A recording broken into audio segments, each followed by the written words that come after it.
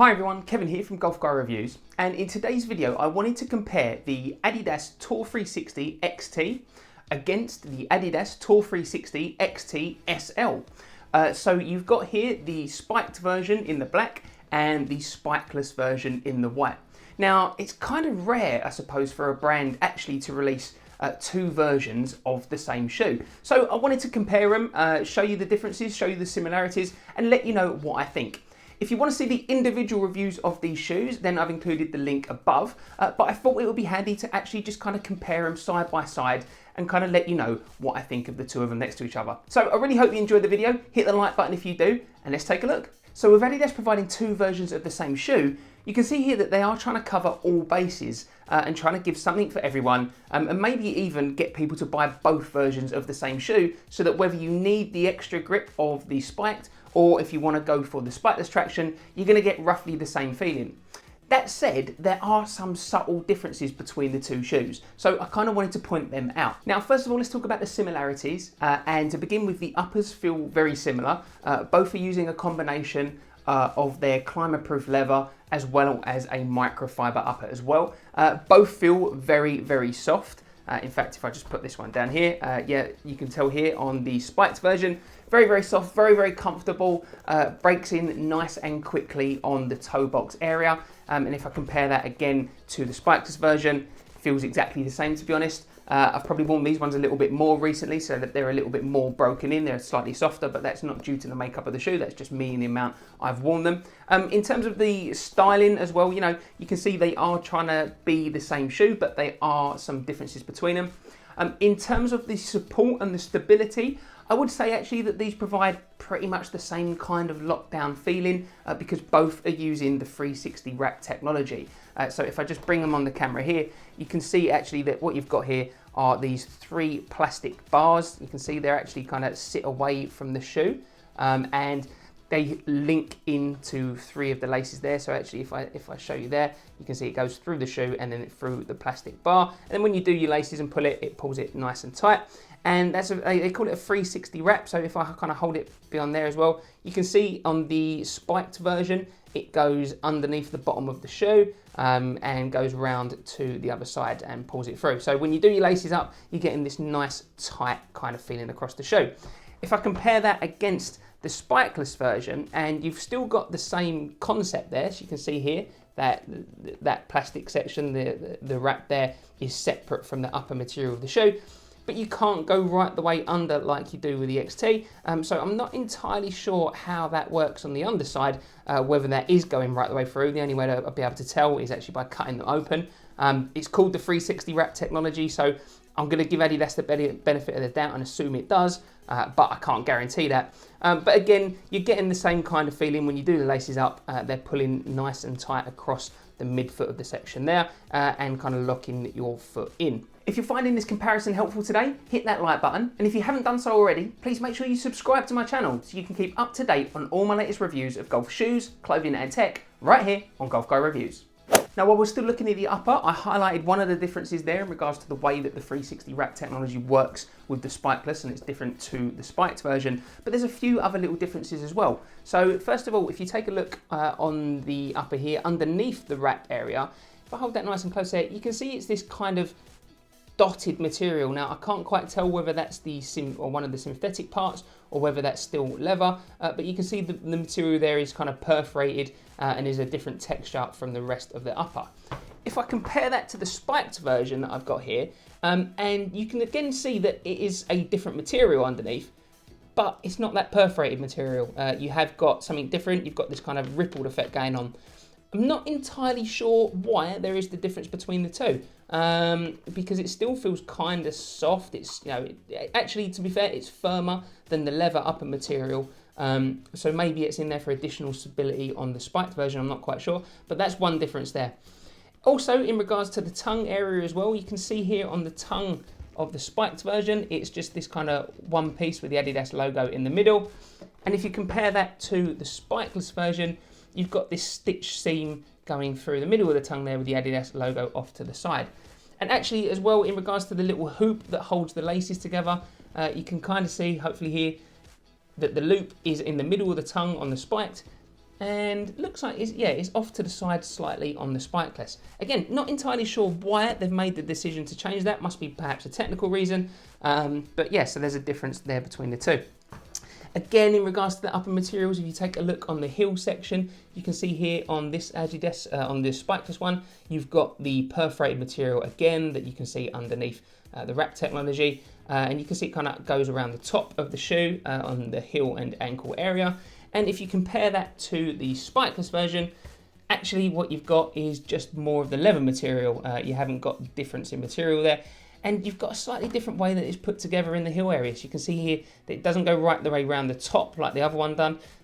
It actually goes a bit more around the kind of where I would expect to see the heel counter, or where it's held on the inside. So again, not necessarily saying that making a difference in regards to the the stability of the shoe, but you can see that there is a bit of a style difference as well. Again, you can see the way that the heel part of the shoe is kind of cut out here on this one, whereas it's kind of wrapped around on the spiked. So a couple of differences there. Going on to the midsole, and you can see on the spiked version that you have this split midsole design, I suppose you'd call it. So you've got full length boost. Well, I suppose you can't call it full length boost if it's not full length for the shoe, but you've got boost here from the middle of the shoe right until the front, and then you've got a thicker part of the boost material at the back as well. If you compare that then to the spikeless version, you're getting full length boost right the way through the middle of the shoe. So does that affect the actual feeling of the shoe? To me, so far, not really actually. They do feel quite similar underfoot. Adidas have done a really good job of keeping the two the same, or as feeling the same as much as they can. So yeah, although they look quite different, I suppose in terms of the softness and the feeling that you get, they feel pretty much the same. Now, with that said, although they kind of feel the same in the toe and the heel area underfoot, Boost is very, very comfortable. I'm a big fan of Boost and the soft light feeling you get underfoot with it. To me, I did have a different experience with the fit of these shoes on my feet. So with the spiked version, I found they fit me better, and I found that I didn't really get any blisters, and the breaking in period wasn't too bad with these shoes. When I tried the spikeless versions, for some reason, the slight changes in construction and design meant that I got some pretty nasty blisters in the heel area of the shoe, which is just something I didn't necessarily get with the spiked version. So that's kind of really interesting, and something to be considerate of is that these clearly do fit my feet differently because of the changes that they've made. So again, I wouldn't call this an uncomfortable shoe, far from it. The upper is very, very soft, and it still fit me nice, and it felt comfortable through the first 11 holes, I would say, of the first time I wore these. But then I started to get a blister on the back on the spikeless versions. Now, I have seen in a lot of reviews that people have said that the heel and ankle area of the XTs need a fair bit of breaking in, so that's definitely something to consider. Now, if one gave me blisters and one didn't, I thought we might as well take a quick look actually at the insides of the shoe. So if you see here on the spiked version, you've got this leather material on the inside as well. You can see at the back there at the bottom of the shoe, you've got some kind of stitching at the bottom. But as I say, these haven't necessarily caused me too many problems. I didn't find them too difficult to break in, but there was a little bit of a breaking in period, but they didn't give me too bad of blisters. Now that they are broken in, these fit like gloves. If I take a look at the spikeless version, interestingly, you've not got those stitches at the back on the spikeless version. The construction here is, it's definitely different. So there's something going on here, which means that for me, the spikeless don't quite fit me as well as the spiked version. Right, so let's take a look at the area that has the most difference between these two shoes, and that is, of course, the grip. So if you have a look on the bottom, there are some similarities there between the two because they are both sharing that X-torsion system. So if I bring it up closer on this spikeless version, you can see here that you have got all these different X-shaped lugs. You've got a few arrow ones on the front there, and you've got them on the rear of the shoe as well. Now, this grip pattern is very, very aggressive, I would say, and actually would do pretty well in the majority of conditions that you would play in. So compared to some other spikeless shoes that are trying to be more like trainers, these are definitely focusing on being golf shoes and giving you as much grip as possible in as many conditions possible. If you take a look, compare that to the spiked version, and you can see here, that you've still got those X lugs on the bottom of the shoe, but you've got 1, 2, 3, 4, 5, 6, 7, 8 spikes on the bottom of them there.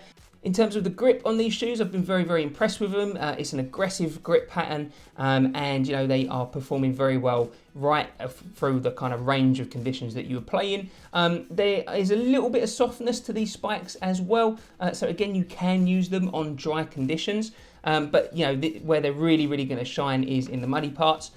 In regards to the mud, it does tend to kind of collect in this gap area here. You can probably see that I've still got some mud in there, and you know, it's a little bit of a pain in the backside to keep clean, so that's just something to be conscious of, because ideally you want to keep your shoes as clean as possible to make them last as long as possible.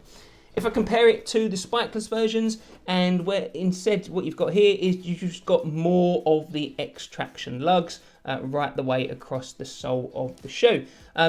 Again, as I said, this is a very, very aggressive traction pattern, so this is going to provide quite a lot of grip even in muddy conditions as well. But you've got a choice to make really in regards to the sole of the shoe, because if you want the grippiest version of the shoe in the muddiest of conditions, then the spiked version is going to be the way to go, whereas these are going to be a little bit more comfortable in regards to the driest conditions right the way through the summer. One other thing to note in regards to the spikeless versions, and that's on the underside of the shoe, and you've got this X torsion stability bar. So you can see here, if I just hold it up to the camera, you can see the actual kind of X plate that kind of starts around here and ends there on the shoe and then goes on the other side as well. Again, so that's really trying to kind of help with the stability of the shoe, because Boost is a very soft, squishy foam, and you can get a bit of an unstable feeling from it in some shoes. So this plate on the underside there is just kind of holding that shoe together. And I suppose the reason why it's in there is because the difference is on this shoe, on the spiked version, you've got the EVA kind of plastic part at the bottom of the shoe going right through the center of the shoe. So you've got the stability here on the spiked version because, you know, you're missing this section here with no foam. And so, you know, you don't necessarily need that X bar. It's certainly not in the grip here, because you can see here, this is all just kind of a very, very soft plastic material that's very flexible, means it can kind of manipulate and bend out on the course. It's not too rigid, but you know, you haven't got the need for the stiff bar to go through the middle of it.